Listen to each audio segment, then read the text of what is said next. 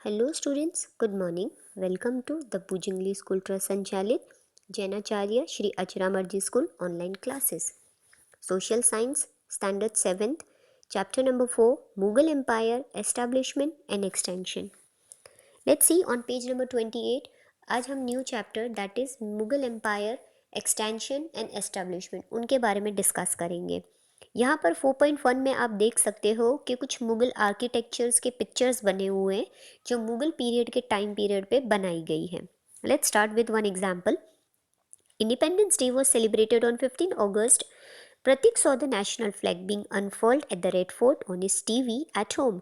अब independence day था, 15 अगस्त था, तो प्रतीक नाम का जो लड़का था उसने टीवी पर देखा कि रेड फोर्ट पर नेशनल फ्लैग को लहराया जा रहा है, अनफोल्ड हो रहा है।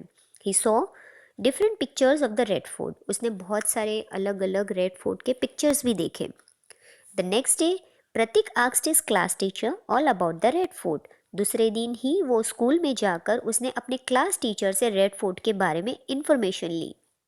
His teacher downloaded pictures of the Red Fort as well as pictures of other architectural monuments from the internet and showed them to the students.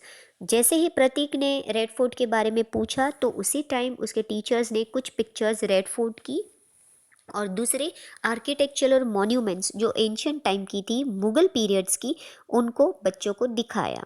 While showing them the pictures, the teacher told them that those monuments were constructed during the Mughal period. उन्होंने pictures को दिखाते वक्त ये भी बताया कि ये जितने भी मॉन्यूमेंट्स के पिक्चर वो दिखा रहे हैं वो सभी मुगल पीरियड के टाइम पीरियड की है। She decided to tell them all about the Mughal rule. उन्होंने फिर डिसाइड किया टीचर ने कि अब मुगल रूल के बारे में पूरे क्लास को समझा दिया है।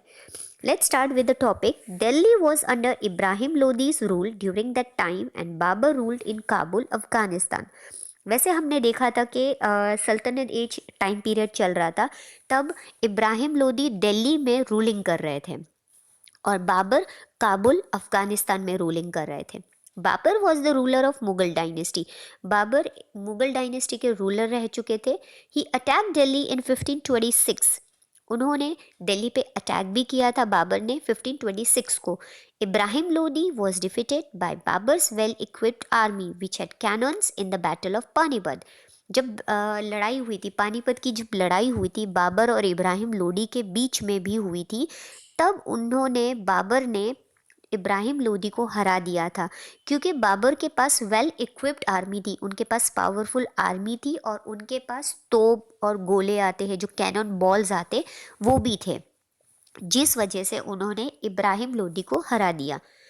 This brought an end to the sultanate age and the establishment of the Mughal rule. अब इब्राहिम लोदी को हराने के बाद सल्तनत पीरियड खत्म हो गया और मुगल रूल स्टार्ट हो गया। In the beginning the Mughals ruled near Delhi. शुरुआत में मुगल्स ने दिल्ली पे रूलिंग की। स्टार्टिंग में Babur won many battles and descended gradually extended the empire. धीरे धीरे बाबर ने बहुत सारी लड़ाइयाँ बैटल्स लड़े, वॉर्स जीत भी ली और अपने एम्पायर को एक्सटेंड करते गए। Let us learn about the incident that occurred during the Mughal age and know more about the administration and social life of that time period. अब हम देखते हैं कुछ इंसिडेंट है जो मुगल एज के टाइम पीरियड के हैं, उससे हमें उस एंशियंट टाइम के मुगल एज के एडमिनिस्ट्रेशन और सोशल लाइफ के बारे में जानने को मिलेगा। Let's see on page number 29 main events of the Mughal dynasty. अब वन बाय वन हम उन लोगों के बारे में पढ़ेंगे, मुगल डायनेस्टी के लोगों के बारे में पढ़ेंगे जिन्होंने रूलिंग की थी। पहले हम स्टार्ट करते हैं बाबर से। 1526 to 1530। In 1527 CE, he fought a battle with the brave Rana Sangha at Kanwa, in which Babar defeated him as his army was equipped with cannons. 1526 में उन्होंने रूलिंग स्टार्ट की।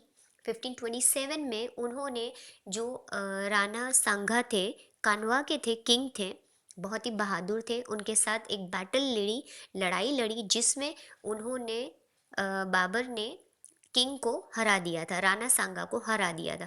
क्योंकि अगेन सेम थिंग है कि उनके पास बहुत सारे equipped army लोग की स्ट्रेंथ बहुत ज़्यादा थी और वो बहुत ही पावरफुल थे, कैनन बॉल्स उनके पास ज़्यादा थे।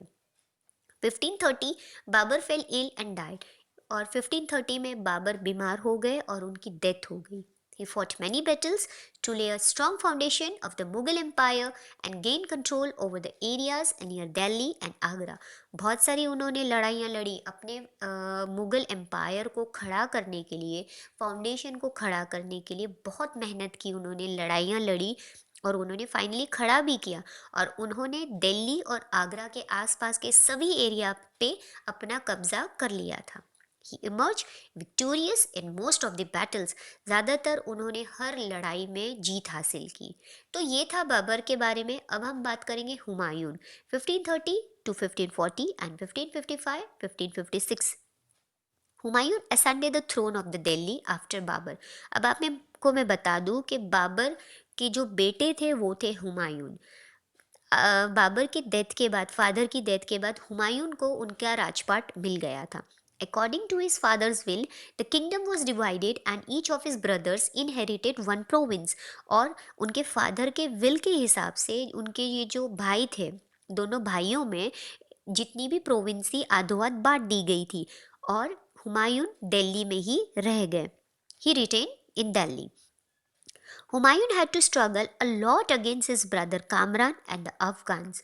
हुमायूं को अपने भाई के खिलाफ, कामरान के खिलाफ और दूसरे जो लोग थे अफगान्स के जो लोग, उनके साथ बहुत ही स्ट्रगल करना पड़ा, बहुत ही लड़ाई लड़नी पड़ी। Humayun was defeated twice by Sher Shah and he had to escape for 15 years in order to save his life। Humayun ने शेरशाह से जब लड़ाई लड़ी, 2 बार वो हार चुके थे और अपनी जान बचाने के लिए वो 15 साल तक छुपे रहे। During that time Akbar was born in the palace of the king of Amarkot. और उसी टाइम पीरियड में जब हुमायूं 15 साल तक छुपे हुए थे, उसी टाइम पीरियड में अकबर का जन्म हुआ किंग ऑफ अमरकोट के पैलेस में। Humayun regained Delhi from the successors of Sher Shah. जो शेरशाह के जाने के बाद उनके जो सक्सेसर थे उनको हरा के हुमायूं ने दिल्ली पे फिर से कब्जा कर लिया। अब हम बात करेंगे Sher Shah 1540 to 1545। Sher Shah Suri was an Afghan leader who had progressed on his own. Sher Shah Suri एक ऐसे अफगान लीडर थे जिन्होंने अपनी मेहनत से, अपने बलबूते पर अपना खुद का एक ओन प्रोग्रेस बनाया था। He defeated Humayun twice and therefore established the Sur dynasty in Delhi। उन्होंने हुमायूं को 2 बार हराया, हराने के बाद उन्होंने दिल्ली में अपने नाम की डायनेस्टी बनाई जिसका नाम था Sur dynasty. After gaining control over Delhi he won many other important battles. Delhi पे कंट्रोल करने के बाद उन्होंने बहुत सारी दूसरी लड़ाइयाँ लड़ी और उन पे भी जीत हासिल की। He then extended this empire from Kabul to Bengal and Malwa. और उन्होंने धीरे धीरे काबुल से बंगाल तक और मालवा तक अपना एम्पायर किंगडम एक्सटेंड कर दिया। He is known as a reformer in history. उनको, शेरशाह को एक रिफॉर्मर के नाम से हिस्ट्री में जाना जाता है। After Sher Shah the Mughal dynasty was reestablish in Delhi. Sher Shah के मरने के बाद फिर से दिल्ली में मुगल डायनेस्टी को एस्टैब्लिश किया गया। Now let's continue on page number 30। अब हम बात करेंगे अकबर के बारे में। 1556 से लेके 1605 तक Akbar was just 13 years old when his father Humayun passed away। अब आपको समझ में आ गया होगा कि बाबर का जो बेटा था वो था हुमायूं और हुमायूं के बेटे थे अकबर। जब अकबर 13 years के थे तभी हुमायूं की डेथ हो गई। Akbar was very young and so Bairam Khan, a faithful minister of Humayun, brought him up as a guardian and took care of the administration on Akbar's behalf। Akbar बहुत ही यंग थे जब उनके फादर का डेथ हुआ। ही वॉज ओनली 13 और उनके जो care taker थे, जो फेथफुल मिनिस्टर थे हुमायूं के, बैराम खान नाम था जिनका, उन्होंने एज अ फादर उनके गार्डियन बनकर अकबर की देखभाल भी की और अकबर को बहुत कुछ सिखाया भी।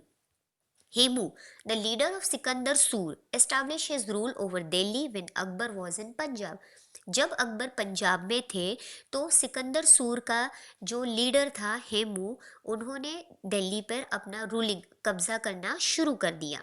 With the guidance of Bairam Khan, Akbar defeated Hemu in the battle of Panipat.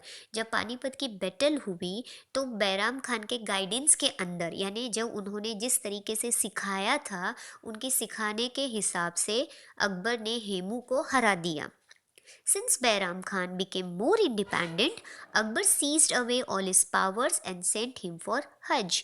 Bairam Khan जो उनके गार्डियन थे, बहुत ही इंडिपेंडेंट थे, और उनको जब इतनी मेहनत करते हुए उन्होंने देखा तो अकबर ने उनकी सब कुछ जिम्मेदारियां खुद पर ले ली, पावर ले लिया और उनको हज के लिए भेज दिया। He was killed on the way to Hajj. जब बैराम खान हज के लिए जा रहे थे तब उनको किसी ने मार दिया। Akbar annexed Chittor and Ranthambore in the battle of against Rana Pratap. Rana Pratap के खिलाफ खड़े होकर लड़ाई लड़ी थी शिवाजी। आपको पता होगा राणा प्रताप से रिलेटेड भी बहुत सारी ऐसी चीज़ें हैं जो बाद में हम देखेंगे। राणा प्रताप से लड़ाई लड़ रहे थे और उन्होंने चित्तौड़ और रणथंबोर को अनैक्स कर लिया। अनैक्स मीन्स कब्जा कर लिया अकबर ने।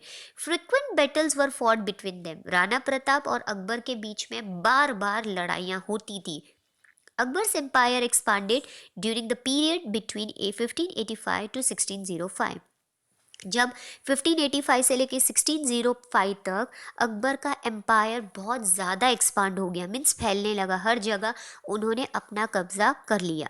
कि annex Kandahar, Kashmir and Kabul and established his rule over Khandesh Ahmednagar in the south। उन्होंने बहुत सारी जगहों पे कब्जा किया था, जैसे कांधर में, कश्मीर में, काबुल में और इनफैक्ट खानदेश में भी, Ahmednagar south. There was a lot of disorder during the last days of Akbar's rule।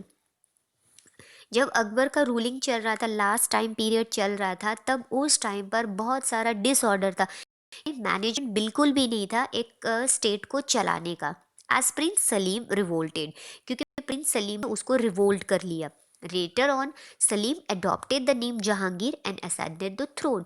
और उसके बाद प्रिंस सलीम ने अपना नाम बदल कर जहांगीर नाम रखकर उन्होंने वो तख्ती और वो राजपाट को अपने कब्जे में कर लिया।